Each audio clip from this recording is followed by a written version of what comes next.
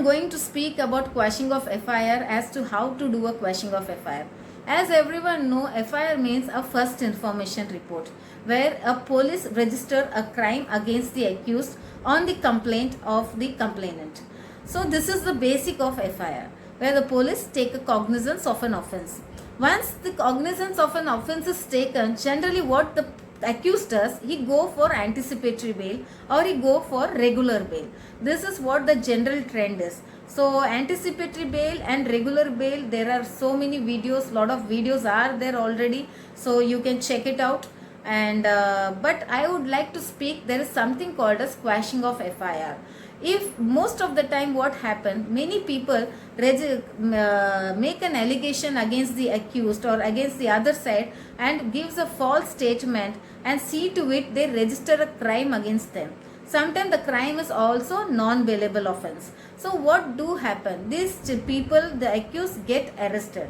And accused feel that he is innocent, he should not have got arrested for this crime or for this action. So there the dispute arises and accused feel that there is no such kind of system where the accused can come out. And they go and take a regular bail from the court or they go for anticipatory bail. Then they go on with the trial of the matter. The trial also goes 5 years, 6 years, 7 years. It depends upon the matter to matter. But definitely the accused and the other person are busy with the trial.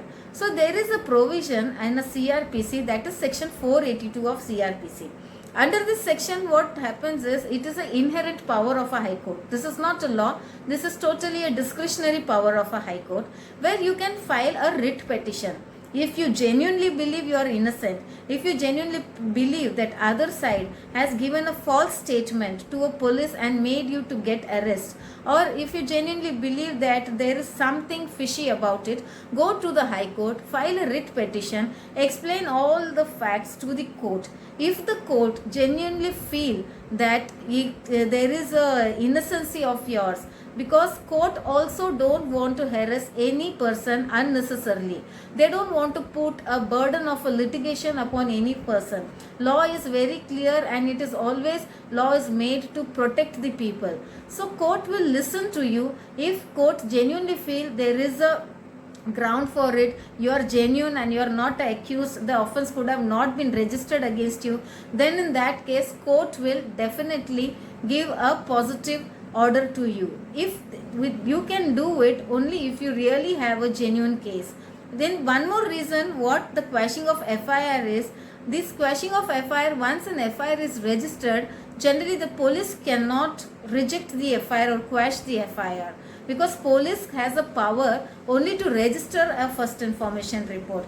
Neither a magistrate court nor a session court has any power to quash it. If an FIR is registered, it is only the High Court who has a power to quash it. Because in some place, what do happen if the FIR is about some commercial matter where the monetary terms are involved, the accused pay a money to the complainant and he feel that he settled the matter. Though he feel that he settled the matter, but the crime is still open. FIR is still not closed. It is not quashed. So, but this person will go to the trial and the complainant also does not inform the accused that he could have quashed the FIR. So, in such case, if any commercial matter is there, if any commerce is there, if you can settle it with money, you can definitely approach an High Court, because by settling it with the money, a commercial term can come to an end. And one more thing which I would like to say at this, it is not a necessary because you will pay a compensatory or the monetary term to the complainant, you will be out of it. It is a viability, but that is totally upon the discretion of the court, because if monetary terms is taken, if money is taken, if all the accused are left open, then everyone will commit a crime and they will just go scot-free without any punishment. And Indian Penal Code, basically it's about a punishment. So the court intention is to not to harass the people, but at the same time relieve them. It was a positive intention of a court to help the public. But the public should not feel that just because he has given money to the complainant, his case will get over. Because Indian Penal Code is a code of punishment. It defines the offence. It gives a prescriptions or it gives a time period for a punishment.